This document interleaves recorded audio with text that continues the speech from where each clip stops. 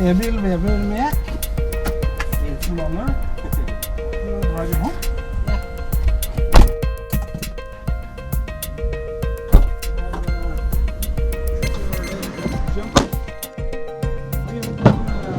Electric vehicle before? No.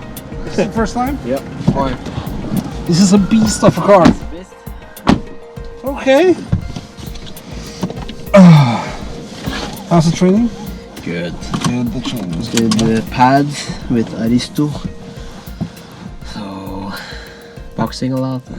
Yeah. And how's the team now with Jack Hermansson went for Hamburg? Hamburg? Yeah. Yeah, he just went, I think a few days ago, Tuesday maybe, Yeah. yesterday. And I think he's ready to kill. Yeah. Do you feel a little bit sad since you're not in the...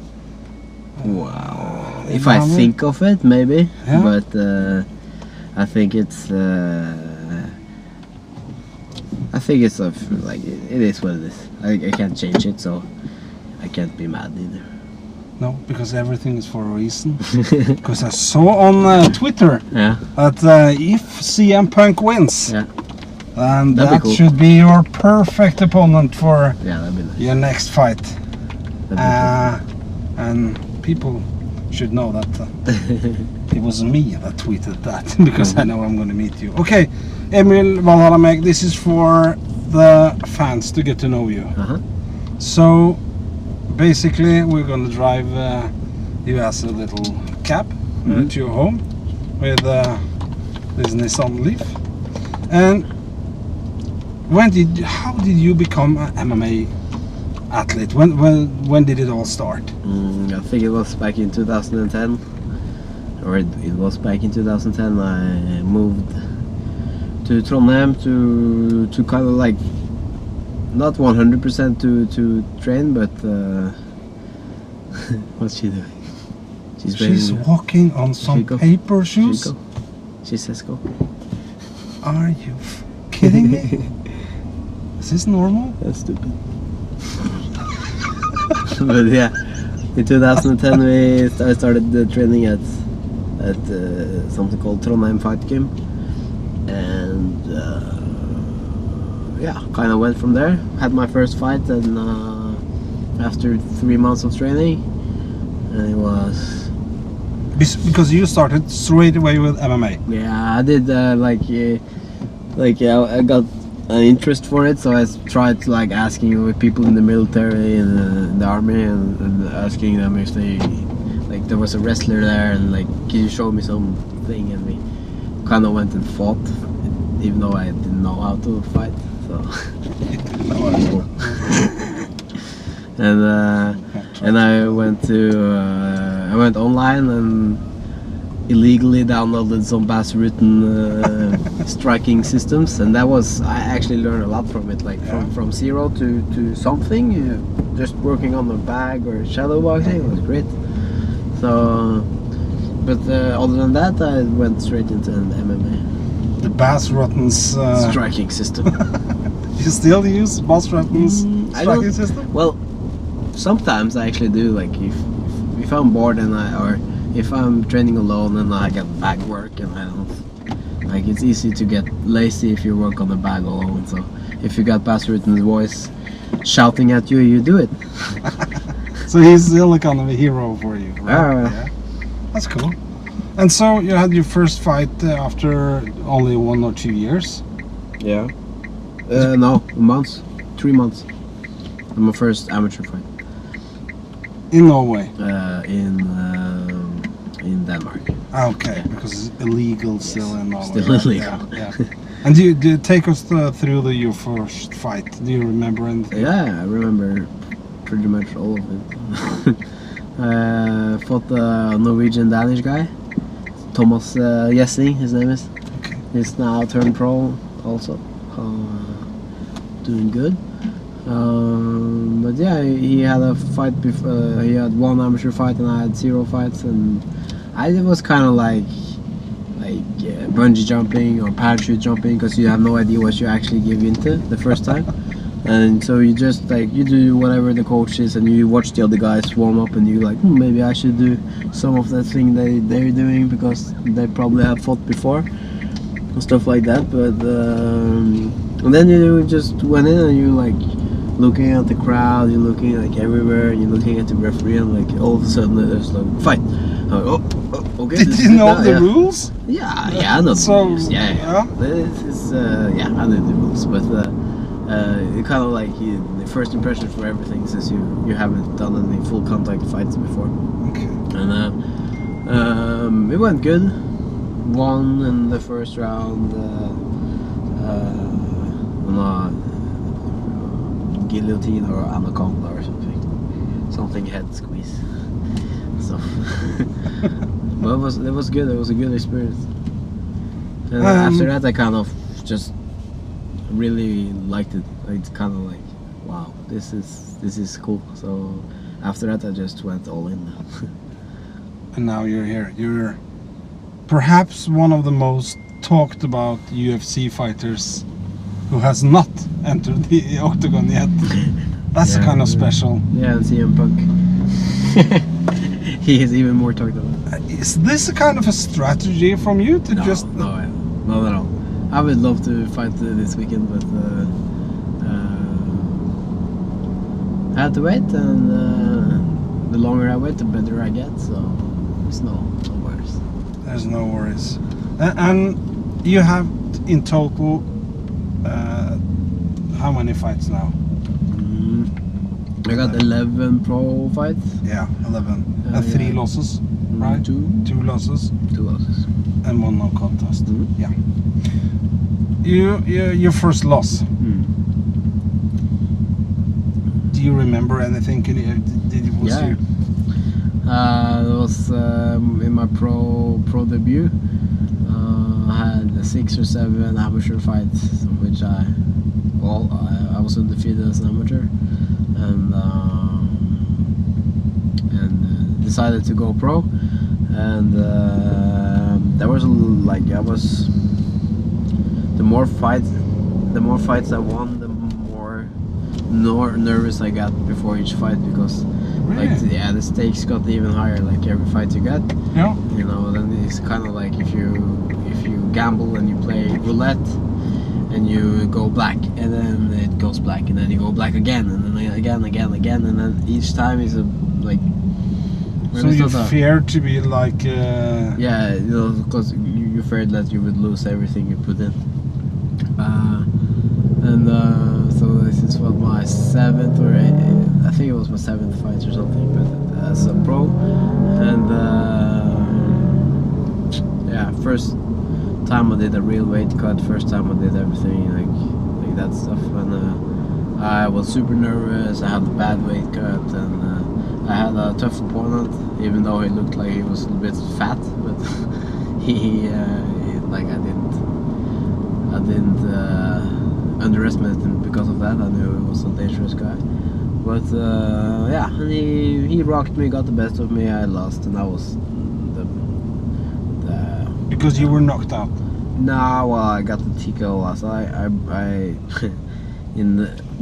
He rocked me, and then I took him down, and I started punching him and going a bit crazy, and I broke my forearm. Okay.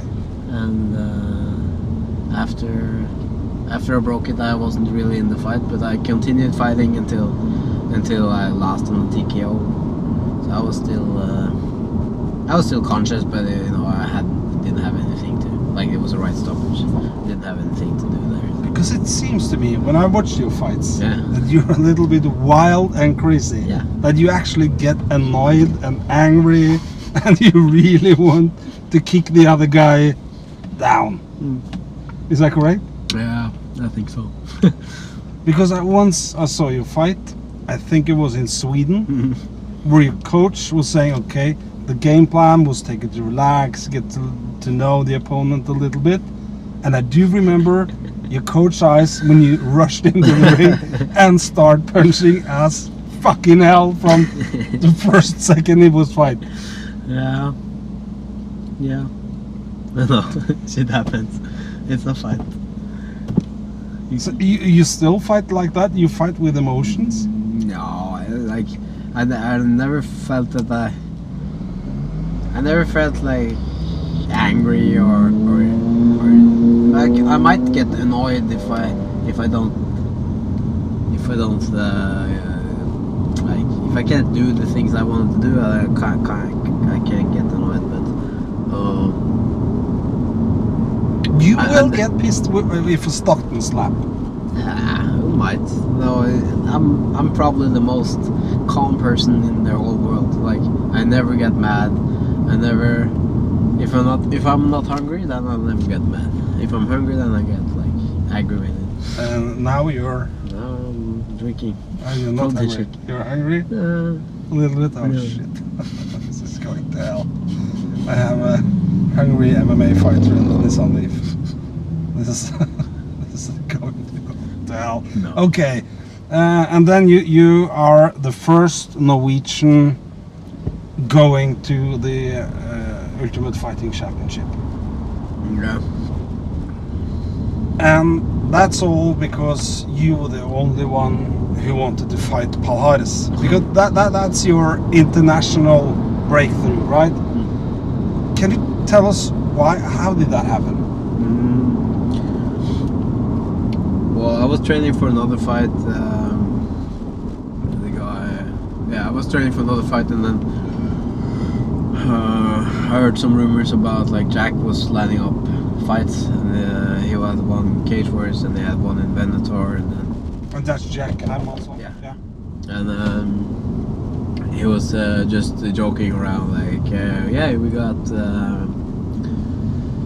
like the Venator was having troubles putting in Polaris, like Tokino, and he like, does anyone here want to fight him? And I'm like, are you real? Are you for real? Like, can we do that?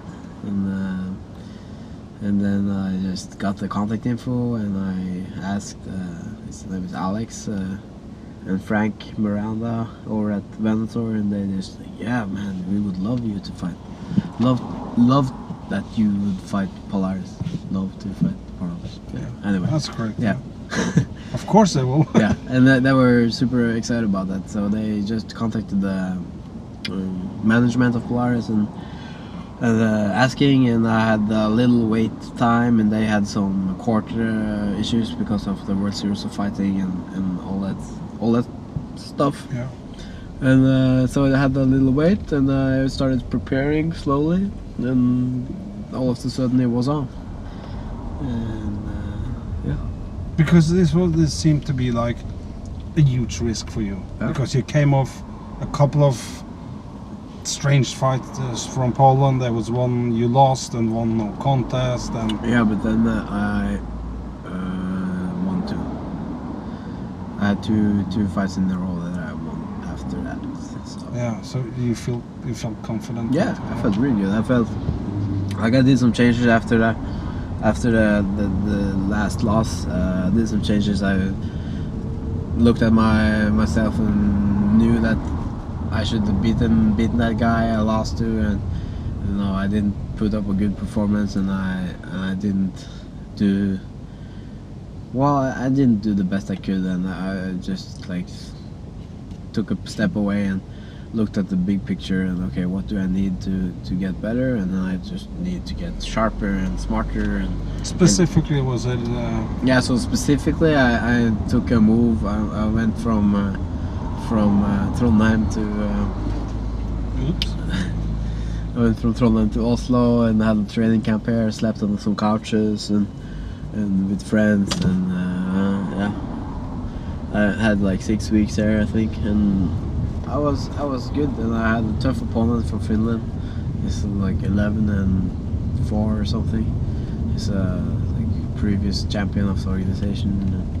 So he's a real good guy, and I beat him. Like I beat him straight up, and I felt good about it. And That was the second round TKO, wasn't it? In Finland, third round. Yeah. Guillotine. Yeah. And then after that, I just I did the same recipe, and I went to Sweden in Umeå and trained with Andreas Ståhl and Tore Troeng at Reni. and also good fighters evolved, and I did like I didn't do the best fight, but I learned a lot from the fight, but I won it, TKO second round, and then after that I was taking a vacation. So at the beginning of 2016, I just said to my friends over in Trondheim that I had to move if I wanted to do something with my career. You had to move. Yeah. You felt like you needed to... Yeah, because I did so much better after I did my training camp in Oslo, and I did my training camp in the other place, and yeah. So if I were to have anything in the top leagues to do, I had to move and be challenged more, and learn. So you moved in front of the Polaris fight, yeah? Well, yeah. Oh. So I was already here. Because that's the front line, guys, and it seems like there is something in the air at the front Yeah. line, because now Jack Hermansson, Håkon Foss, Kenneth Berg, and you, Emil Meek, and it's there's some great guys there. Yeah, absolutely. It's a good group. It's a very good group of guys. Do you consider moving again, like Albuquerque, because You know, like the big teams after? I've been a lot of places. For me, it's not just like who's training there, but it's what kind of attention you get and what kind of. It's about what kind of attention you get from the coaches and what you actually learn there. Because they can be great teams that don't really train good, you know, and good fighters can be good fighters even though they don't train smart, and it doesn't make any sense like the way I'm saying it now, but No, not really.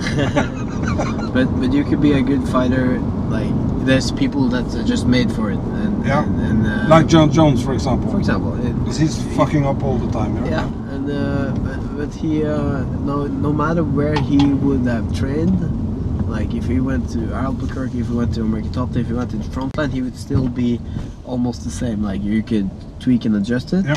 And like it doesn't matter where I would be. Like I would be a great athlete no matter what I would do, but this is the path I've been taking to.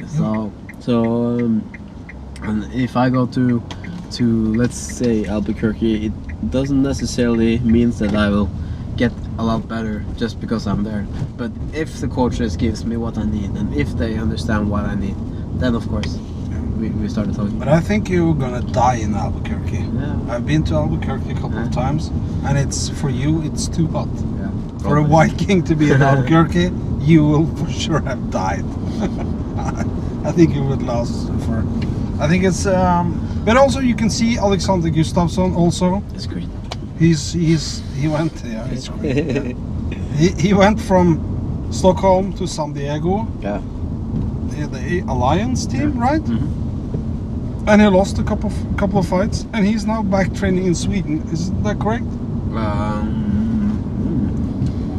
I think that's correct. Yeah. Yeah. And he Always. talked about the same. He talked about it's better to stay at home Yeah. in his home country and to. What the hell are you drinking, Emil? It's protein shake. It's coconut milk and protein. But it's a little thick, so it's You might need some water. yeah. I almost got it. It's horrible. This is the life of. How much food do you need during a day? A lot. All right, take us through a day. Your Day? breakfast. Breakfast today. But I'm trying to stay in shape. So today I had oatmeal with peanut butter, blueberry, and banana. Okay. And Because you wake up at 6 o'clock, or No. no? Maybe if I'm a good boy, 7:30. If I'm a bad boy, 8. Okay. If I'm horrible, 8:30. Okay. So That defines your day. yeah. Yeah. And today you woke up at. Today is different. Today I went for gymnastics. Okay. So today I got up at 9. My training starts at 10. So if I got an hour, I'm good. But true. Yeah. And then you eat again. Yeah, so I go to training, I train, and I go home and I eat like big some meat, some potatoes, or like some meat and spaghetti, or some meat and sweet potatoes or whatever it is, and yeah, and then I go train again, and then now I'm here. So this shake. So and you have protein shakes Yeah. with the proteins, creatine, and all. yeah, so sometimes it depends what I'm. Right now it's just coconut milk and protein, and it's like But you said gymnastics. Do you train with professional yeah. gymnastics? I started doing it last week. I always wanted to do it, and so now I'm doing it again. Or I tried a little before, but it didn't turn out so good. But this time I feel a lot better. It's a lot of fun. He's a good guy, and he's interested in how I move as an MMA fighter, and because he does. Do you have your own movement coach as well? No, Like Conor McGregor? no. Only he's No, a gymnastics? This is a gymnastic guy. Okay. Like everybody that if I say I do the gymnastics, then everybody's like, oh, you do portal, or you do like Yeah. GSP. No, I'm doing like me. Okay, that's important. Emil does it like him. Yeah.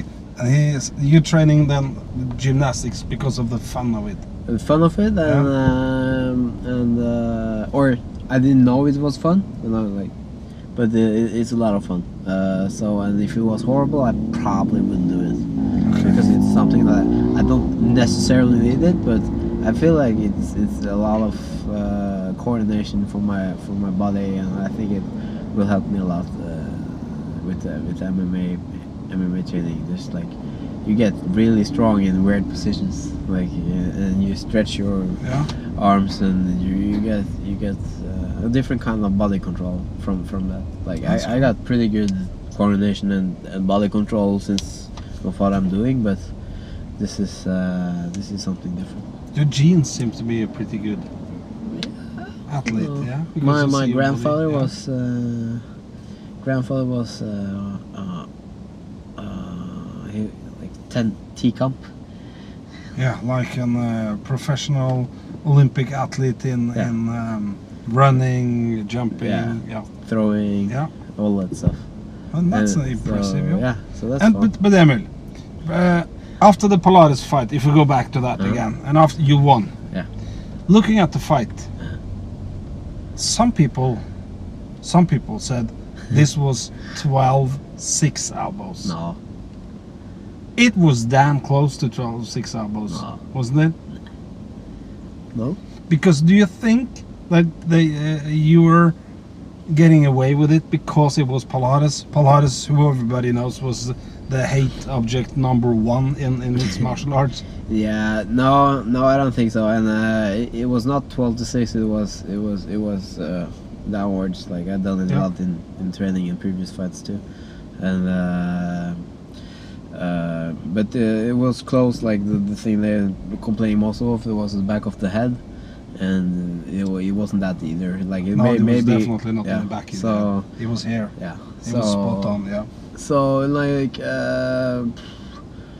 and I asked Frank about like the president of the world of the Venator. Yeah. Yeah. president of that, and I asked him like what he thought of it, and like you know, you have to treat this as every other complaint, and they did, and they didn't do anything about it. So he was only complaining for that it was in the back of the head, I don't know, like the illegal elbows, I think it was. Yeah. I don't know. because it was definitely not in the back in the head. No. It was perhaps a little bit too close to 12 6 Yeah. from some angles, Yeah. but it seems like you pushed it from. Yeah, I done from it the a lot, inside. so I didn't feel like I didn't go in there to cheat. No, most definitely. And that victory propelled you straight into the Ariel Helvani MMA hour. Everybody was cheering at you, and you're now become, like I told you, you're the most known fighter in the UFC for not even entering the octagon. Yeah. And how did that change your life? It definitely changed it. Before, you know, every fight I grew a little, like a normal curve, like rising, like going, like climbing. But then this time, and it's just like Yeah. skyrocketed. And it's kind of crazy because didn't put any more effort into this fight than I've done with any other fights. I always did the same preparation, all the same work and all the same stuff, but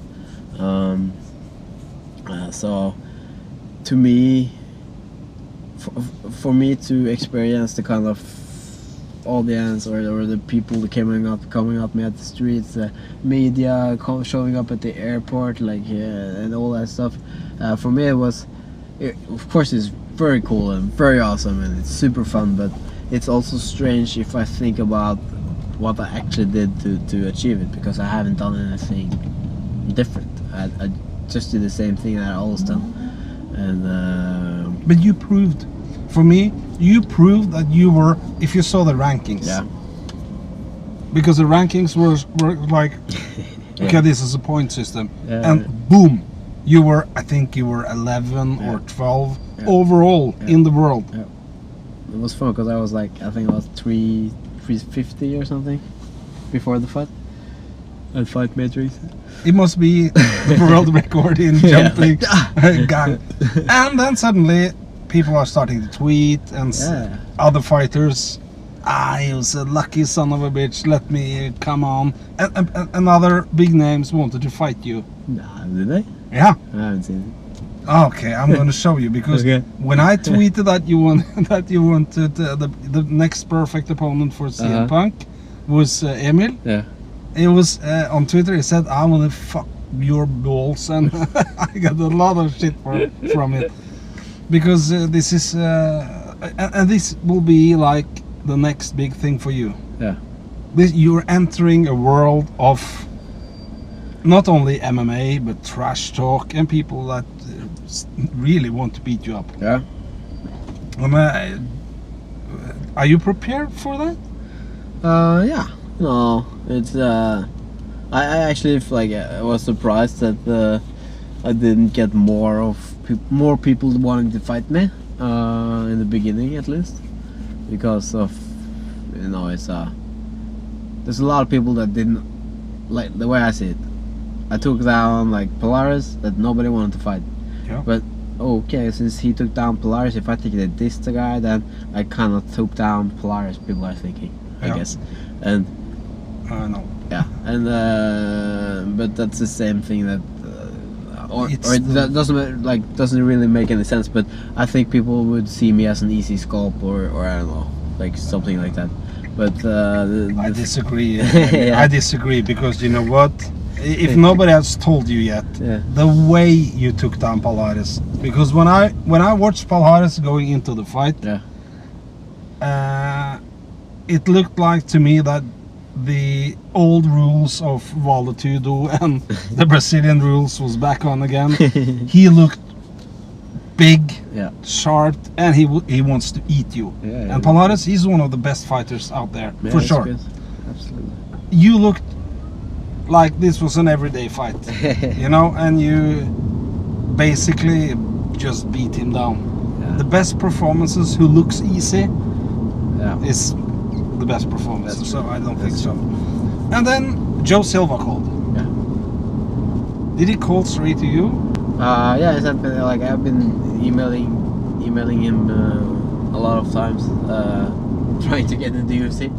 So you were actually emailing him and say, "Oh, here I am." Yeah, a lot of times. And after my fights, after I did it, and stuff like that, and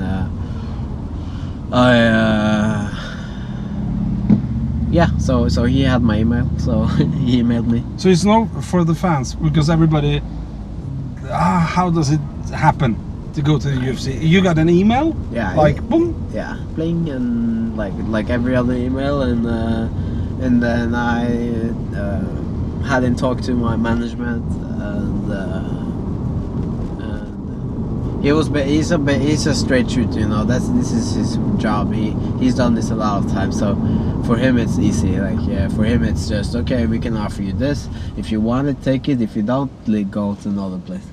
And because they're just such a big organization, like they have to have control of every fighter there is There's out almost there. 600 fighters now. Yeah, is it in the UFC? Yeah. Yeah, and that's just in the UFC. And if you think like worldwide, the people that have to actually follow or at least have a have a point of view on pretty much everything, then you know it have to be effective. There can't be anything like, oh, so okay, how you doing? And like, okay, but they're just straight at it. And, yeah. So it was fun, and then they basically gave me an offer, and if I wanted it, I could take it. If I didn't, I couldn't ask for anything more, I guess, because they like, this is it. And then you get. But are you then flying to?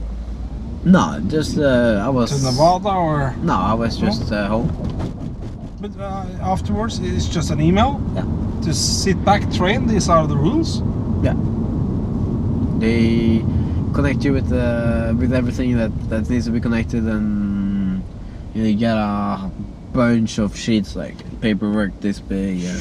Yeah, and then you just needed to start writing it, and the paperwork in the US compared to Norway is a lot different. Like in Norway, oh, just sign here, all right. And in the US, and you really need everything. So yeah, that was a lot of work, and really. And did you have to throw away all the, because you had sponsors for many years? Yeah, no, I still have my sponsors. Like BetSafe, we renewed with them recently, and they gave me a great deal now that I'm in the UFC. And that's cool. Yeah, that's really cool, because I've been with them since 2012, I guess, and so that's the kind of bullshit that we are hearing, that if you go to the UFC, you have to get rid of all your. Well, it depends, like how you say, like get rid of, because I can still have my sponsor. I just can't show it in the UFC. If I'm fighting, then I can't show any of my sponsors. Like no camera, no press, no nothing. Okay. But if I just use it at home, then it's no problem. That's kind of cool. Yeah, but you know, but a lot of companies that are not necessarily sponsoring you as a fighter, but they're more branding you, if you understand. And it's because there's a lot of people that wants their logo to be shown, and if you give you some numbers and like, okay, so many people are gonna watch this logo, and I'm probably gonna win, and it's gonna be exposure, and okay, we'll put it there. But they don't really care about the fighter. But like with my sponsors, with Proteinfabriken and BetSafe, they care about me as a fighter. They want me to do good, and that's why they kind of can still. That's why they want to sponsor me still. That's awesome, because then I'm growing as the sport grows. I want to grow you as a brand. Yeah, that's cool. Are you, can we go to your wife, or are you gonna? No, I just need some food. You need some food? Yeah. Oh shit, he said he was hungry. And if he was hungry, shit happens. Shit happens. Can we go to Skøyen? Okay, let's go to Skøyen. It's not far, is it? I don't know. You know the way? Yeah. Kjør mot vest. Kjør mot sør. Skøyen, yeah, I know. You live at Skøyen? No, it's a restaurant there. Okay. Do you get free food and stuff? Sometimes I get fish food, but so right now I'm not. Probably not. No, I don't think so. Hopefully I get it, but I probably won't. So you're not that big celebrity? Wow. I could probably like hustle down a kebab shop or something. Like oh shit! I don't know. Let's find some food, because he's starting to talk about hustling down kebab shops and stuff. What the fuck am I doing? In the Leaf, Nissan, Monster Energy drink. I'm in deep shit. Oh my goodness. Well, soon be finished also. So if you're tired of it, because we have, okay, but before the food. So if you. Before the if food. you please, because we have to ask, because you got your first fight and then you fuck up. Yeah. I saw it in the media that you USADA. You said that you were afraid of making testing positive. What are you doing? Just You're taking tweeting? no My last Snapchat. You fucked up because they say you actually have to call the UFC to say, okay, I'm scared of this.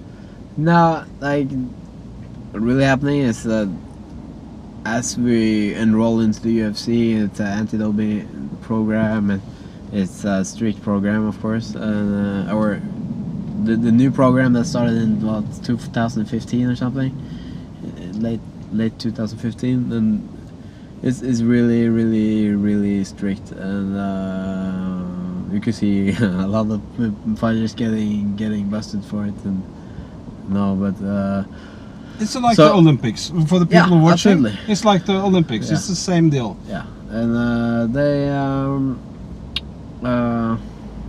and then you have to fill out the list or form with every supplement, like doctor prescription, or everything you've been eating, like protein powders or like whatever it is you've been eating, and that might like is a doctor prescribed from the doctor, or that non-prescribed, or whatever it is, and then you just fill it in, and it can be anything from painkillers, sleeping tablets, or omega-3s, or whatever it is, and you have to fill everything in, and then they had some concerns about like different stuff there, and I said that that's up to you to decide, and then said to be short, because they of course didn't want me to test positive for something that I didn't know was illegal 3 months ago, or 1 month ago, or 2 weeks ago. Yeah. And they went for the decision to have me enrolled in the WADA for 4 months before letting me. So fight. you took that decision together with the USADA and UFC and management, Yeah, and you- everybody just looked at it and said, okay, this might. No, it's kind of like I said I was okay with it, and if I really wanted to, if I really wanted to fight, and they had some concerns about it, and I don't know what would happen, but there were the UFC, the anti-doping, the USADA anti-doping program, and the manager and me, we just okay, we can wait. It's no big deal, and. So for the record, for the fans, like, Uh-huh. you and the UFC, you're good. Very good, You and USADA, you're good. very good. So there's basically nothing else happened. No, That you didn't get the Hamburg as your first fight in the UFC. yeah. You'll have to wait. Yeah. How long? I think it is December 3rd. So after December 3rd, I'm free to fight.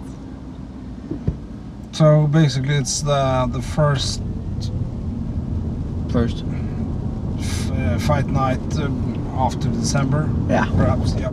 You know that You I don't have any dates yet. No? Like, but they're starting to plan events in November now. So I guess right around like next month or something, they will release something. I hope. Do you have anything in your thought, in your mind? That would be cool with Madison Square. But I would rather fight in Europe. If they would fight, like make any events in Europe, I would be happy to fight there, because it will be so much more fun to have more people from Norway or other countries in Scandinavia to come and support. And I think that's the most fun. Like the last 3 fights, I had a lot of people with me, a lot of friends, a lot of people that rooted for me, and it really means a lot. And I haven't really been feeling it, because all the other fights I've done, it's max 3 guys that knows who I am, or who actually knows me, and to have that opportunity to fight for your home crowd, or at least the people that really care about you, that's something special. So it's more important for you where you fight, your first fight, regarding to who you fight. Yeah, you know, I would rather fight in Europe. Of course, like if I get some. If you get That- CM Punk in Madison Square Garden, Yeah, I'll do that. Yeah, I'll do that. why do people love or fighters love the? Because he got like so much publicity, and he, I don't doubt that he can fight, and I will give him every right to make that point, like to prove for himself and prove for everybody else that he can fight, and I really hope he does.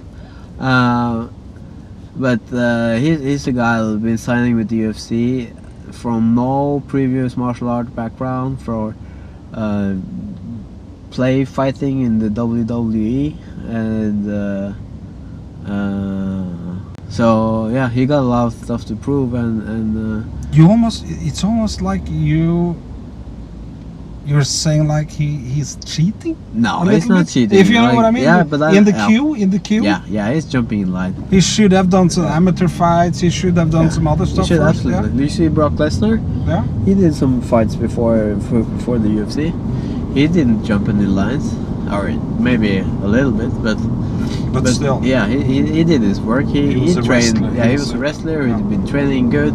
He was a hard worker. He'd been working out for a long time before he got into UFC, and he did pro fights out of the UFC. So. Because if CM Punk wins in UFC 203, Yeah. it will be perfect Yeah, for him to fight in Madison Square Garden. Yeah. And it will be perfect for a Viking to send him to Valhalla. Because that will be perfect for you, huh? From Polaris, the Polaris Destroyer, to the Punk Destroyer. I think that's perfect, Emil. Yeah, it'll be fun. But the rest, of course, like there's a lot of other guys that also probably want to fight. Maybe I don't know what Joe Silva thinks, but he's If he wins, he needs to step up a little bit, and step up a little bit from his next opponent will be the Polaris Destroyer. yeah. But Emil, what will happen if CM Punk beat you down? Well, then I lose. But you know, it's fighting. Everything can happen, and if I would lose to him, he probably deserves it. You know, maybe I did a mistake or maybe whatever, but if he's winning, then he probably deserves to win. He's not gonna win, though. Embarrassing. No, you know, no, not necessarily. It would be, I don't know.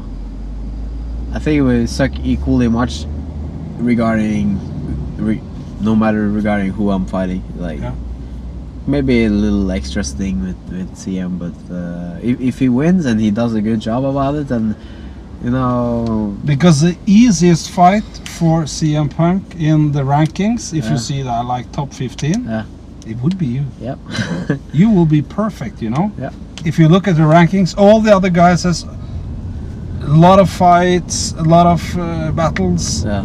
and you and him are a little bit equal. Yeah. Because you jumped the lines by beating down Polaris. That's For true. sure you did, That's right? Yeah. And he jumped the lines because he was doing Wrestling. worldwide wrestling. Yeah. For the Europeans, that's just the bullshit stuff they're doing in the United States. Yeah, because it's bullshit stuff. Yeah. It's they're playing. That's true. Of course, they're athletes and Yeah.